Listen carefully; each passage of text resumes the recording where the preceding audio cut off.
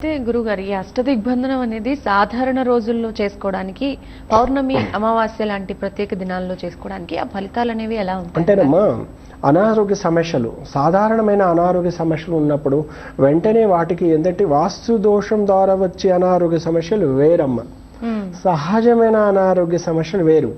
వాతావరణములు మార్పుల వలన వచ్చే సమస్యలు వేరు అయితే ఇక్కడ మీరు చూడండి అమ్మ వాస్తు దోషం ఉన్న వారికి కష్టాలు వస్తాయి లేని వాళ్ళకు కూడా కష్టాలు వస్తాయి అమ్మ వాస్తు ఉన్న వాళ్ళకేమో మనకు చాలా తొందరగా అంటే క్యూర్ అవుతుంది అది లేని వాళ్ళకి ఏమవుతుందంటే చాలా ఇబ్బందులు పెడుతుంది ఇక్కడ మనం చూద్దాం సామాన్య అనారోగ్య సమస్య ఉన్నప్పుడు సాధారణ రోజుల్లో అష్టదిగ్బంధన చేస్తాం అలా కాకుండా ఇప్పుడు ఒక ఇంట్లో నేను వెళ్ళడం జరిగిందమ్మా వాళ్ళ మదర్కి చెప్పుకోలేని డిసీజెస్ ఉన్నాయి డాక్టర్లు చేతులు ఎత్తేసారు వాళ్ళ పాపకు అనారోగ్య సమస్యలు బాగా ఇన్ఫెక్షన్స్ వచ్చేసాయి పాపం తన ఫాదర్కి వేరే అనారోగ్య సమస్యలు ఉన్నాయి ఈ అబ్బాయి నన్ను ఇంటికి తీసుకెళ్ళాడు అందరి పరిస్థితులు ఇది ఇల్లు చూస్తేనమ్మా చాలా పెద్ద బంగ్లానమ్మా ఈస్ట్ ఫేస్గా చాలా బాగా కట్టుకున్నారు అక్కడ నేను చూస్తే నైరుతిలో పెద్ద పెద్ద విండోస్ ఉన్నాయమ్మా నైరుతి మొత్తం ఓపెన్ గ్లాస్ డోర్స్ ఉన్నాయి గాలి వెలుతురు 100% వాస్తుని పాటించారు కానీ ఈ విండోస్ విషయంలో వాళ్ళు అజాగ్రత్త పడ్డారు ఇప్పుడు మేము ధనాధన పలగొట్టి సరి చేస్తే మాకు మంచి ఫలితాలు వస్తాయా అంటే 100% రావమ్మా ఎందుకు అంటే ఒక సమస్య వచ్చిన తర్వాత వెంటనే ఊరికని పరిష్కారం కాదు కదమ్మా దానికి ఒక సమయం ఒక 3 years పడుతుంది చెప్పడం జరిగింది మీరు ఫలానా అమావాస్య రోజు మీరు ఇది అష్టదిగ్బంధన ఒకటి చేసుకోండి చేసుకున్న తర్వాత ఈ పరిహారం చేసుకోండి మీరు తర్వాత చూడండి అనారోగ్య సమస్యలు తగ్గుముఖం పడతాయి డాక్టర్ సలహాలు పాటిస్తూ మీరు ఇలా చేయండి అన్నానమ్మా ఒక 3 monthsలో మీకు అంతా బాగుంటుంది అన్నాను 3 monthsలో వాళ్ళకి చాలా మంచి ఫలితాలు వచ్చాయని మాకు పదే కాల్ చేస్తున్నారు గురువుగారు మీకు మేము పారిశుద్ధ్యం కొంచెం ఆపాము అది కూడా మేము ఇస్తాము మీరు రండి అంటున్నారు ఎందుకు అంటే చెప్తుందంటేనమ్మా ప్రతి ఒక్కరికి తెలియాలి వాస్తు వలన వచ్చే అనారోగ్య సమస్యలకు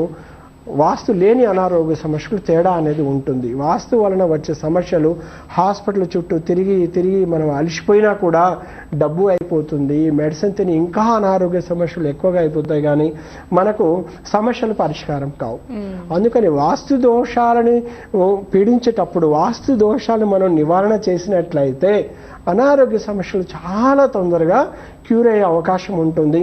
అప్పుడు డాక్టర్లు కూడా మేము ఏ టెస్ట్ చేసుకున్నా కూడా వాళ్ళకు చాలా ఈజీగా తగ్గిపోయే అవకాశం ఉంది ఎందుకంటే ఇక్కడ వాస్తు ద్వారా పీడిస్తుంది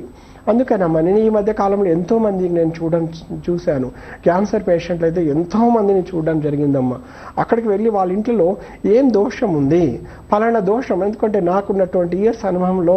ఏ దోషం వలన ఏం జరుగుతుంది అనేది ఒక ప్రాక్టికల్గా లైఫ్లో చూడడం జరిగిందమ్మా అలాంటి వాళ్ళని కూడా నేను అమావాస్య పౌర్ణమిలో కొన్ని గడియలు లెక్కించి ఆ రోజు అష్టదిక్కులో ఉన్న వాస్తు పురుషుడు వాళ్లకు పీడించకుండా మనం నివారణ చేశాము దోష నివారణ జరుగుతుందమ్మా ఇప్పుడు దేనికైనా ఈ రోజుల్లో మనం శాంతి చేసుకోవచ్చు గృహదేవతని శాంతింపజేయవచ్చు అష్టదిక్కుల్ని శాంతింప చేసుకోవచ్చు అప్పుడు దోష సాంద్రత తగ్గుతుంది అన్నమాట ఎప్పుడు దోష సాంద్రత తగ్గుతుందో అనారోగ్య సమస్యలు కూడా తేలికగా అవుతుందన్నమాట అప్పుడు మనం తీసుకునే మెడిసిన్ కూడా బాగా పనిచేసి తొందరగా రికవరీ అయ్యే అవకాశాలు ఉన్నాయి కానీ వాసు దోషాలే బాగా పీడిస్తూ ఉన్నప్పుడు ఉన్న డబ్బు పోతుంది అనారోగ్య సమస్యలు ముదిరిపోతున్నాయి అందుకేనమ్మా ఇక్కడికి హాస్పిటల్ వెళ్ళి అలసిపోయి ఉంటారు ఇక వాస్తు వాళ్ళని చూపిస్తే ఎక్కడ పలగొట్టమంటారు ఎక్కడ డ్యామేజ్ చేయమంటారు అని ఎంతోమంది ఇబ్బంది పడుతున్నారమ్మా ఇప్పటికీ నేను హైదరాబాద్లో కొన్ని వందల హౌజెస్ చూడడం జరిగిందమ్మా ఒక్క ఇల్లుని కూడా నేను డ్యామేజ్ చేయలేదు ఎందుకంటే భగవంతుడు నాకు ఇచ్చిన శక్తి ఇచ్చాడు వాళ్ళకు పరిహారం ఎలా చేసుకోవాలి ఎలా దోష నివారణ చేసుకోవాలనేది శాస్త్రీయ పద్ధతిలో మనం చేయగలిగితే ఇల్లుని ఎక్కడ కూడా కూల్చాల్సిన అవసరం లేదు కానీ ప్రతి దోషాన్ని 100% మనం నివారణ చేసుకోవచ్చు